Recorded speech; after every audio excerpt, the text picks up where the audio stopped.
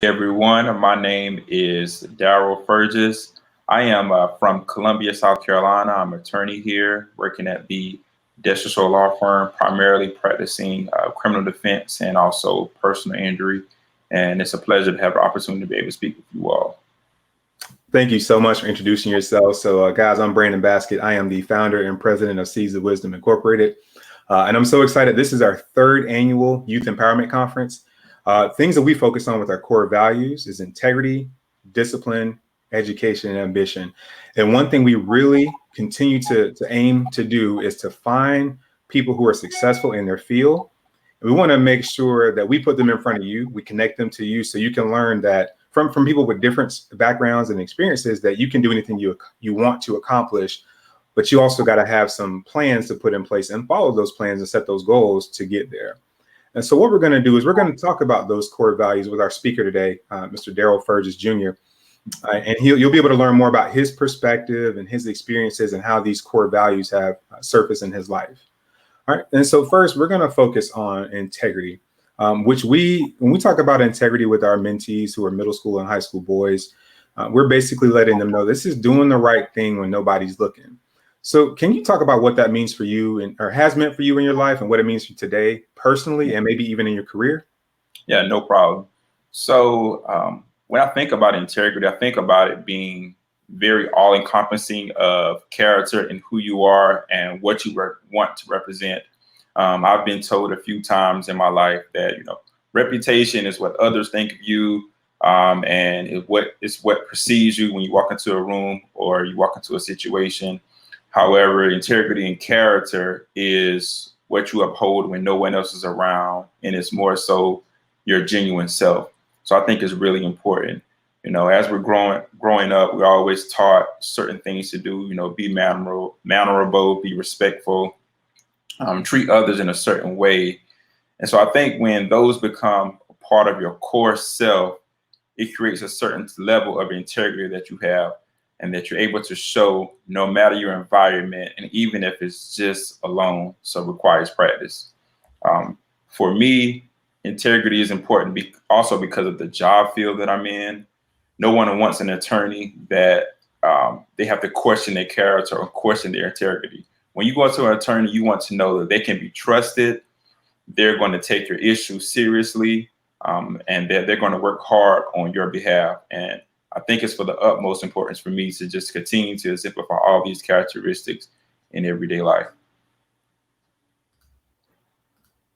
That's good. I appreciate you sharing that. And we had one of our other speakers who's a doctor. He talked about the same thing, like who wants an attorney or who wants a doctor who you have to question their character and wonder if they're going to give you, one, the best medical treatment, or one, give you the best legal advice, all right, or the best legal plan and strategy. So thank you so much for making that plain and practical for our guys. And guys, this is great stuff. I just hope y'all are paying attention. If you don't have a notepad available or something, maybe you don't like physical notes, maybe you like digital notes. Whatever you use to take your notes, you need to be taking notes right now and being able to figure out how can I apply this to my life, okay? Next, we talk about discipline. And so with discipline, we're talking about the ability to avoid and overcome distractions and temptations. So can you talk about what that means for you? Of course. So discipline for anyone, definitely for myself, I believe it's a work in progress. And when I say that, I mean, I'm not sure if discipline is something that you ever completely master, but you learn how to deal with it. One of my favorite things to do is to work out, go to the gym, lift weights. However, in discipline requires us to prioritize. And so sometimes I may want to take a nap, look at a movie, hang out, but I know that I have fitness goals for myself. And so in order to achieve those goals, I have to be disciplined enough to be in the gym a certain amount of time and in a certain number of days in the week. I think this can go for any goal that you may have. It is going to require work. Some of you guys may play sports. If you're not disciplined enough to show up to practice, put in the work, become better, also put in the time that you need, take criticism and just move forward from there. It's going to be so much harder to achieve goals without discipline. Sometimes it just requires you to just focus on what's important. And I also think that this can be a difficult task sometimes to be disciplined because sometimes it's for long-term goals. So you don't receive that immediate gratification of being disciplined, but you know that, hey, in the long term, it's something that you can work through and just continue to put in the work, and the reward is going to come later. For education purposes, I think sometimes even in school, just being disciplined enough, hey, put your phone down, get off social media for a little while. Instagram, Facebook, it's going to be the same things going on there whenever you come back. Take the extra time to read, take the extra time to study, and just put in the work you need to excel. And I think you all will be fine. Like I said, just continue to work on it, continue to try to hold down, hey, if this is what I want, this is what I have to do, then hey, I'm going to do what I need to do. Man, I think you were talking to me about working out in the gym. I'm feeling convicted right now. I got to do better. And this, as I'm an educator about my profession, so finishing this school year, was tough, and kind of threw off my schedule and my routine a little bit. But that's definitely something I have to do, man. That's yeah, you talking to me. And then with education too, I'm so glad you brought that up, because when we talk about education, that is delayed gratification, right? Yes. Depending on what you want to do in your life, in order to be a school district administrator, I had to get my master's degree in administration, educational administration. Mm-hmm. I'm currently working on a doctoral degree in educational leadership to, reach my goals in my career. Mm-hmm. And it takes time. You don't get that immediately. You got to put in the work. You got to be disciplined. And so that leads us right into our next core value of education. I always tell our mentees, and my other mentors is the same thing. We say, look, your education, you have to be internally motivated. It cannot be about your teachers. It cannot be about your parents. And that may sound weird. You're like, wait, what do you mean it can't be about my parents? Mm-hmm. Your parents can want what's best for you, but at the end of the day, you go to class. Mm-hmm. They don't go to class with you. They might visit you once in a while, make sure you're doing all right by setting up a visit with the school. But overall, you turn in assignments with your name on it, right? You get those grades back. And I used to always tell my students, I'm a former English teacher, former high school English teacher. I told my kids, when you turn in assignments, I don't give you a grade. I score it based on the rubric. So teachers don't give you a grade unless you get a participation grade. That's about it. Other than that, anything else, you get your grade based on merit and evaluation of the rubric. Yeah. And so can you just talk about what education has meant for you in your life? And what can you encourage our boys who are watching this right now to think about when it comes to education? So I think it's very important to understand that education is what starts off anything. For me, education was very important in my career. There's no way that I could be a lawyer in front of you all today and not go through the educational process. Went through high school, graduated, but of course, if you want to become a lawyer, you have to immediately go to college or sometime later. And that requires 4 years of your life. And then even after those 4 years, you have to do another 3 years. So I ended up doing 7 years of college, and then of course, immediately having to go to and studying for the bar and passing that test. There's no way around it. Certain careers, doctors, lawyers, dentists, engineers, they're just going to require that educational degree and just a prereq of just getting things done. As school became progressively harder for me in more general sense, something I learned about education is that it's just going to get harder.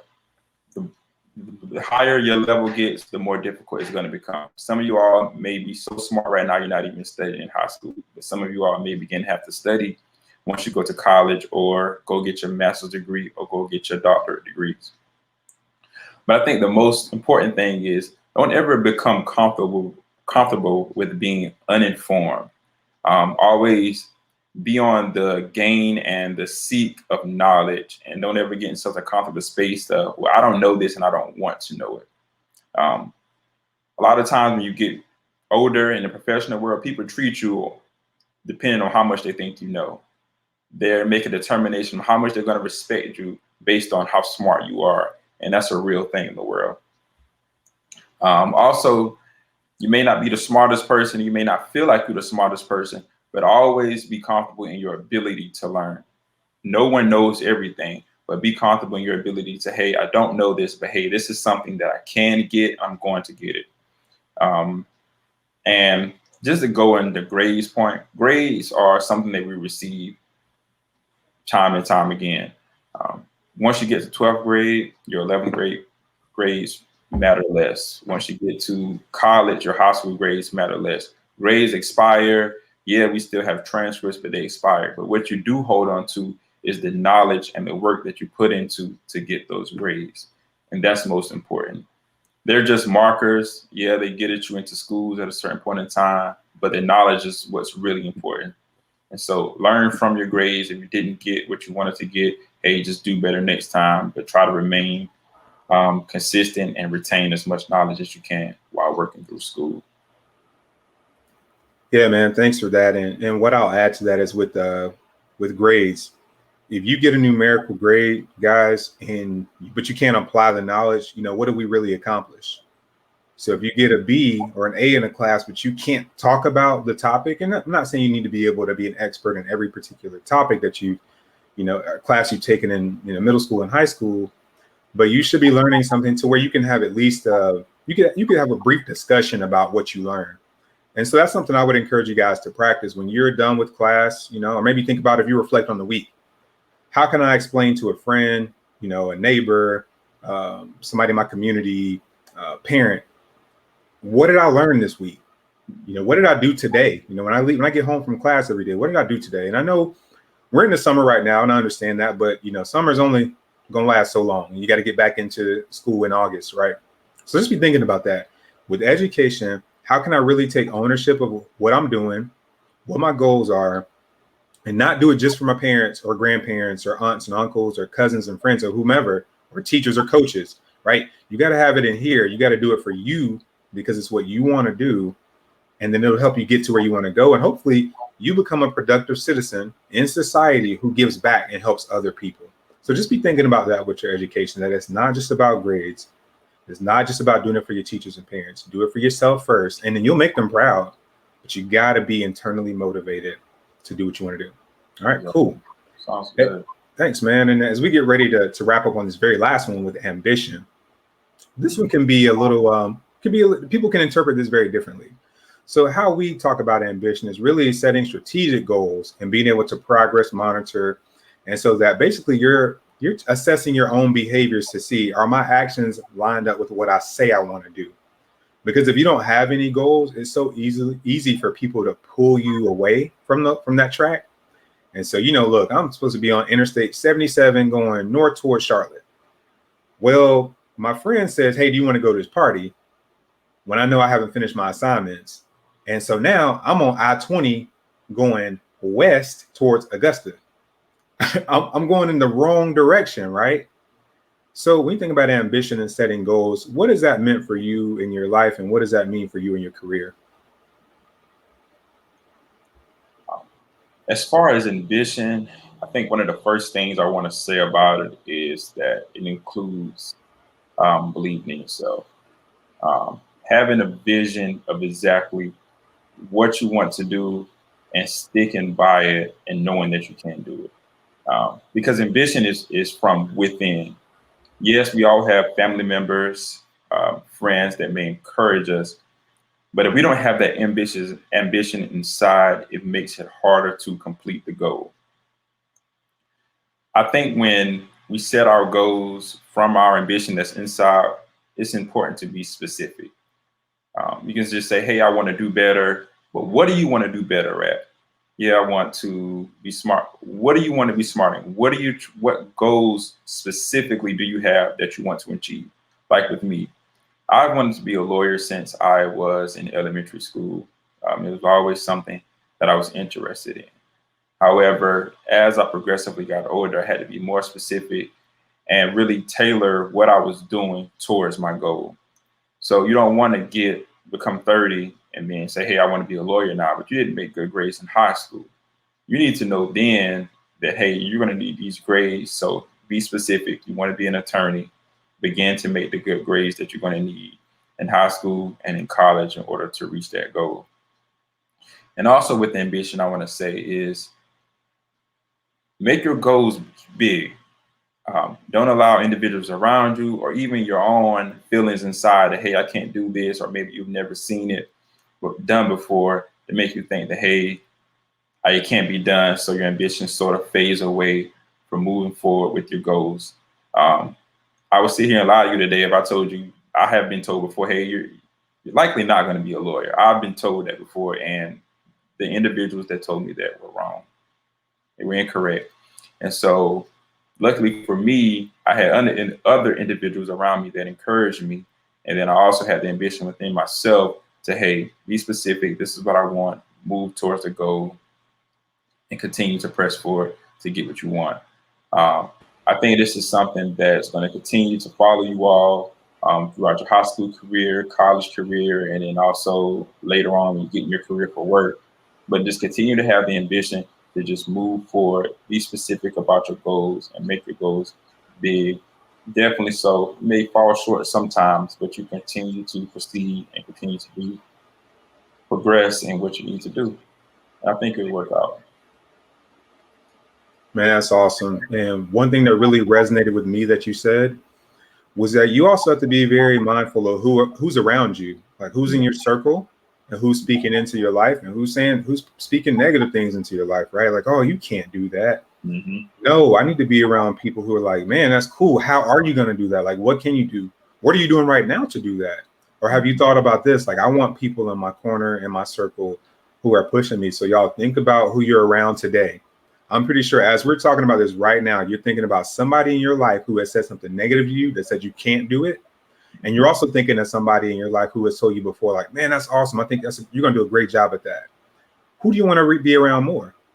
You want people who are going to propel you into your future, or you want people who are going to pull you back and say, no, we need you to stay right here where you are. We don't want you to go any further than this, right? If you got those goals in your life, we talk about ambition, having a vision, having strategic plans, and just like Mr. Furgess said about having big goals, you know, big goals can be scary sometimes because you're wondering, like, how will I ever get there?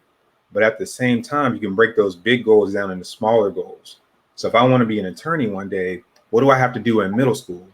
What do I have to do in high school? And that's still kind of big because that's 3 years and 4 years. So what do I have to do in 9th grade? What do I have to do in 10th grade? All right, that's still kind of big. Let's go zoom in a little bit more.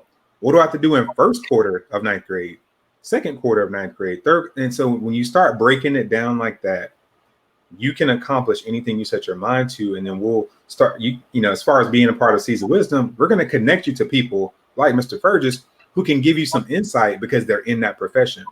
Mm-hmm. And if you're a young black male looking at this right now, you might think, well, I've never really seen many black men who were attorneys.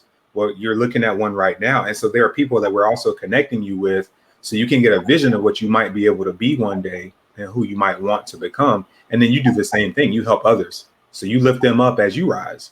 And that's something that, you know, I'm going to encourage you guys to do today. And so I'm just so, Mr. Furgess, I'm so glad we could have you today. And just to recap, I didn't say this at the beginning, but our conference theme is stand tall and stand firm. And so when you think about our logo, you see I got this shirt on right here. The tree, right? We plant those seeds and that tree will eventually mature and be strong, and it's going to be really hard for it to be uprooted. And so will you just kind of, before we end, we talk about what that means to you? What does stand tall, stand firm mean for you as a conference theme? So stand tall and stand firm for me, immediately when I hear it, I think about going back to what we talked about earlier is character and integrity. Standing tall on what you believe in, standing tall on knowing what you need to do, and standing tall on yourself. If you don't be strong for anyone else, be strong for yourself.